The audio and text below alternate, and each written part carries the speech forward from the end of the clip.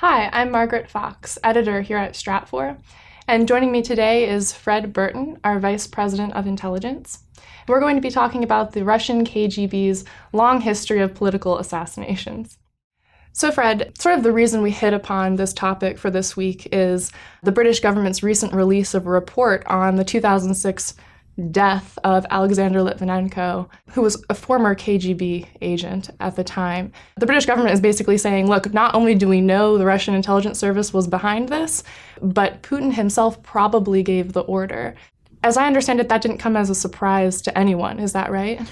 Not really, Margaret. When you look at the KGB's actions for going after former enemies of the state, which clearly he was, what I find fascinating about this case is allegedly the former KGB operative was also working for MI5, so he in essence was a double agent. To me, when you think about this, though, from a geopolitical perspective, you have a Russian-sanctioned assassination on British soil.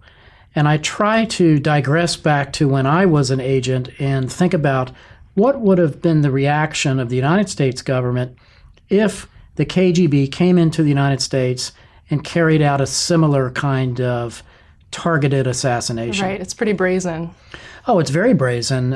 Some would say that this is the kind of event that could cause not only serious diplomatic communications and actions back and forth, but other kinds of sanctions that could come out of this. But I think it's a very vivid reminder of the seriousness of spy wars at times, that as people go about the day and ride the tube in London and so forth, sure, that behind the scenes you have these kinds of actions taking place. Right, and you sort of had a pretty privileged glimpse of all that behind the scenes action when you were an agent with the DSS. Is that right? And you actually spent a lot of time tracking down KGB agents. Is that right? Well, I wouldn't say it's privileged. I think I was either in the wrong place at the wrong time or the right place at the right time. When you start looking at this, and when I first became a special agent with the State Department, remember, you still had the wall up. It was quite clear to us that enemy number one of the United States was Russia, and they had their hands in pretty much all kinds of terrorist kinds of plots and training, going back to groups like the Red Army faction and the Italian Red Brigades, and even going back to the Black Panther Party inside the United States. So this was an organization, the KGB, that we looked at very, very closely, not only for foreign counterintelligence purposes, as they tried to recruit our diplomats and FBI agents and CIA personnel, but we also looked at the Russian KGB from a counterterrorism perspective. And they were very busy, right? They were conducting a lot of operations around the globe, as you detailed in a piece that you published this weekend with Stratfor. You detailed some of the more bizarre attacks, such as the umbrella attack. But what struck me when I was reading it is that sort of underlying all of this activity is this theme of retribution.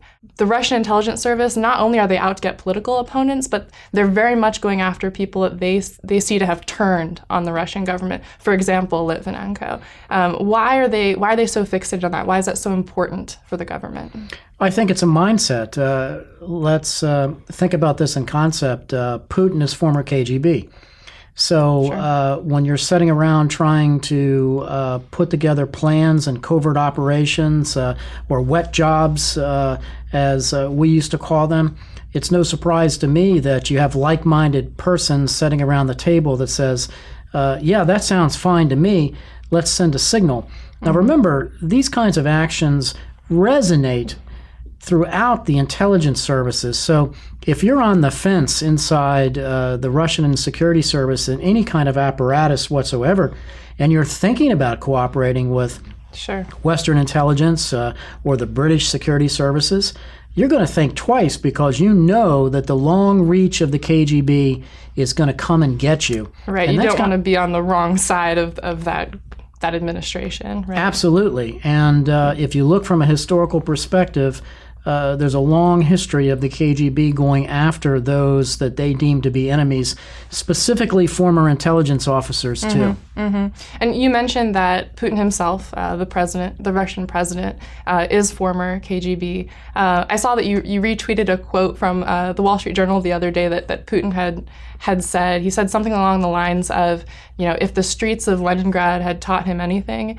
it was that if an attack is unavoidable, you should be the one to strike first. Does that sound to you like a Russian intelligence perspective, or do you think that's more just Putin's personality, or perhaps a combination of both?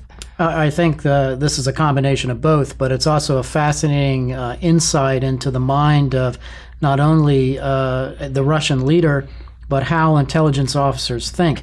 The U.S. is no different. We would sit around and try to think of enemies that were targeting the U.S., such as the Osama bin Ladens of the world.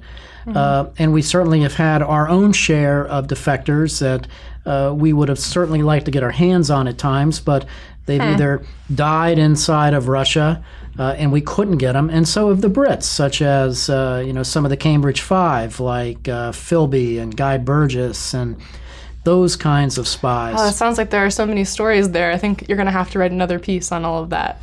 Maybe so. Maybe so. Maybe so. Well, thank you so much for taking the time today to give us a glimpse of what's going on behind the scenes. Thank you.